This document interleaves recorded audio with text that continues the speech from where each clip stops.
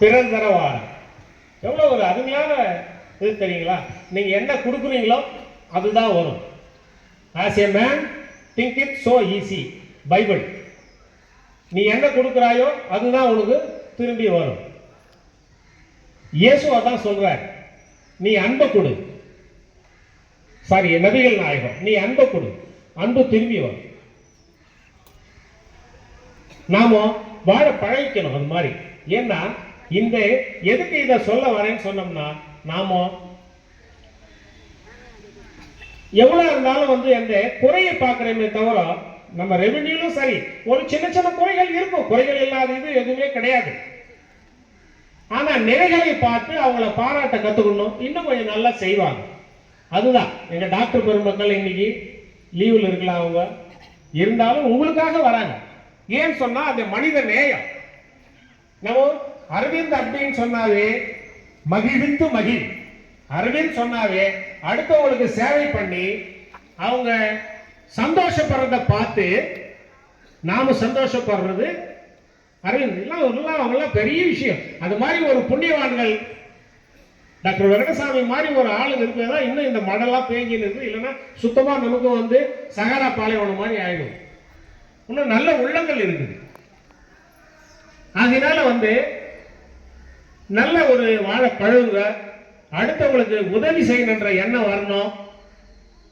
அடுத்தவங்களுக்கு உதவி செய்யணும் அப்படின்ற எண்ணம் வரணும். விட்டு கொடுங்க. நாம எதுவுமே எட்டும போறது இந்த உலகத்துல. அதனால ஏன் சொன்னா, உங்களுக்கு உங்களால 2 கோடி 3 கோடி அளவுல உங்களுக்கு தானம் பண்றதுக்கு முடியும். உங்களாலேயே முடியும்.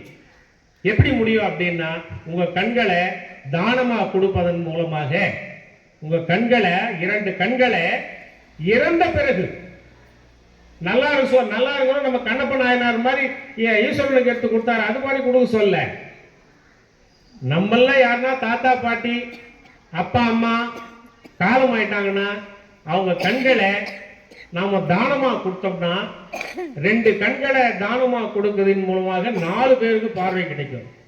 நீங்க 4 கோடி தானம் பண்ற மாதிரி அது அந்த வேல்யூ. நீங்க கண்களை தானம் கொடுக்கறதுக்கு முன் வாருங்க. இன்னொன்னு நிறைய என்ன நினைப்பீங்க, என்னடா மணி என்ன கிட்டத்தட்ட 25 வருஷம் 26 வருஷமா நடத்தின்னு இருக்கிறாரு. அவர் கவர்மெண்ட்ல இருந்து என்ன எத்தனை கோடி கொடுக்குறாங்க, வெளிநாட்டுல இருந்து எவ்வளவு கோடி வருது தெரியல, மருத்துவமனையிலிருந்து என்ன கொடுக்குறாங்க அப்படின்ற மாதிரி. ஏன்னா எல்லாமே நம்ம நினைக்கிறது அதுதான். நல்லது எதுனா செய்தா உடனே அதுக்கு ஒரு உள்நோக்கம் எல்லாமே பண்ணும். ஆகையால இதுவரைக்கும் இந்த கேம்புக்காக அரசாங்கத்திடம் இருந்தோ மருத்துவமனையில இருந்தோ வேற எந்த வெளிநாட்டில இருந்தோ எதுக்கும் ஒரே ஒரு 400 500 1000 ரூபாய் கூட வராது, வாங்கவே இல்லை. ஏன் அதன்னா இப்ப சொன்ன சாதாரண ஊசி கூட வராது. ஆக்சுவலா உள்ள பழைய ஆளுங்களுக்கு தெரியும், நாம பெரிய ஆள் ஒன்றும் கிடையாது. எங்க அப்பா சாதாரணமான ஆள் தான். ஆனா இன்னைக்கு கடவுள் அருளால நல்லா இருக்கிறோம். அது மற்றவங்களுக்கு பயன்படணும். நம்மளால போன கேம்ப்ல 192 பேருக்கு கண் பார்வை கிடைச்சது. அது எவ்வளவு பெரிய விஷயம். என்னோட பெரிய பெரிய பெரிய கோட்டீஸ்வரனா இருக்கிறான். ஆனா கடவுள் எனக்கு அனுகிரகம் கொடுத்திருக்கிறார். உங்களுக்கு சேவை பண்றதுக்கு, உங்களுக்கு உழைக்கிறதுக்கு. எங்க தாசில்தார் என்ன சொல்ற, வட்டாட்சியர் என்ன பண்றாரு, அவர் அலுவல் மூலமா உங்களுக்கு பண்றாரு. உங்களுக்கு என்ன ரேஷன் வரலையா, ரேஷனு இல்ல வேற என்ன இருக்குதா, அவரு டேபிள்ல உட்காந்து அவருடைய அதிகாரத்துக்கு உட்பட்டு அவர் பண்றாரு. எங்களுக்கு என்னன்னா உங்களுக்கு சேவை பண்றதுக்கு கடவுள் அனுகிரகம் கொடுத்திருக்கிறாரு. அந்த வாய்ப்பை நாம அதாவது ஒரு புனிதமா பண்றோம். இது நமக்கு எந்த வருமானத்தை நோக்கியோ இன்னொன்னு நாம எதிலேயே நாம இதை செய்துட்டு எனக்கு ஓட்டு போடுன்னு கேள்வி. நான் எந்த கட்சியும் கிடையாது. எனக்கு அரசியல்ன்றது இல்லை. நம்ம என்னன்னா நம்ம நல்லா இருக்கணும், முடிஞ்சது 4 சமூகத்துக்கு நம்ம செய்யணும் அப்படின்றது தான் என்னுடைய குறிக்கோள். அதனால உங்ககிட்ட இருந்து நாங்க எதிர்பார்க்கிறது இல்லை. நாங்க எதிர்பார்க்கிறது ஒன்னே ஒண்ணு, உங்களுடைய ஆசீர்வாதம். மனசார நீங்க எங்களை வாழ்த்துங்க, எங்க டாக்டர்களை வாழ்த்துங்க, எங்க தாசில்தாரு, இந்த கேம்புக்கு உழைக்கிறவங்க. இங்க பாத்தீங்கன்னா இந்த ரேடியோ செட்டுக்காரு என்ன கொடுத்தாலும் வாங்கிக்குவார்.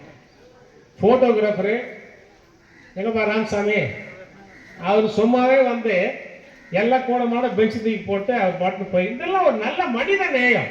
இது எங்க பக்கத்து வீட்டுக்காரி ஒரு இப்போ வானாபாட்டில் இருக்கிறாரு, அவர் அங்கிருந்து வந்து அவரால் முடிஞ்சதை வந்து போட்டு போயிடுவார்.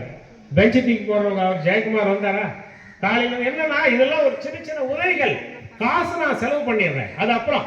ஆனா இந்த உதவிகள்லாம் வந்து இவங்க மாதிரி நல்ல ஆத்மாக்கள் வந்து பண்றது, அந்த மனிதனையும் வளரணும்.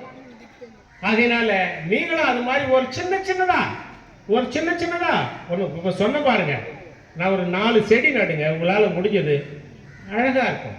இன்னும் நல்லா மழை பெய்யும். ஒவ்வொன்றும் நீங்க ஃபாலோ பண்ணுங்க. மழை தண்ணி வேஸ்டா போய் கலங்குது, உங்க வீட்டில் தேங்குற மாதிரி பண்ணுங்க. இதெல்லாம் எவ்வளவு நல்லா இருக்கும் அது. அதனால இந்த நேரத்தில் வந்து உங்களுக்கு இந்த பணி செய்கின்ற வாய்ப்பு கிடைத்த ஆண்டவனை நான் வணங்கி மகிழ்ந்தேன். இப்போ நம்ம தாசில்தார் 2 வார்த்தை சொன்னபடி நீங்க ஆட்டோமேட்டிக்கா போகலாம். இன்னொன்னு இப்போ சொல்றேன், இப்போ வந்து உங்களுக்கு ஜனம் கம்மியா இருக்குது. கிட்டத்தட்ட இன்னைக்கு